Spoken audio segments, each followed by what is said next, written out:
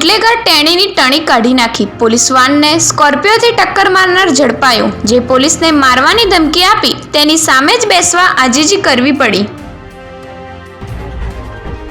Doctor પ્રશાંત વજીરાણીના 7 દિવસના remand મંજૂર. 1 દિવસ એન્જિયોગ્રાફી દીઠ 800 અને એન્જિયોપ્લાસ્ટી દીઠ 1500 રૂપિયા મળતા હતા.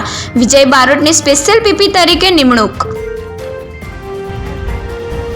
કરન્સી ટ્રેડિંગના નામે યુવક સાથે ઠગાઈ. ભેજાબાજોએ વડોદરાના બિઝનેસમેનને 20% નફો આપવાની લાલચે 75.80 લાખ પડાવ્યા. રૂપિયા વિડ્રો કરવાનું કહેતા 30% ટેક્સ માંગ્યો. રાજકોટમાં બિલ્ડર સામે સ્થાનિકોનો ચક્કાજામ. મવડીમાં કોમર્શિયલ બિલ્ડિંગ ગેરકાયદેસર હોવાના આક્ષેપ સાથે રહીશોનો વિરોધ. 80 ફૂટના રોડ પર 7 માળનું બાંધકામ થતાં તકલીફ. ફરાર 3 આરોપી પકડાયા. વડનગર એટ્રોસિટીનો આરોપી 1 વર્ષે ઝડપાયો. મહેસાણા જિલ્લાના અલગ અલગ ગુનામાં ફરાર 3 આરોપી પકડાયા.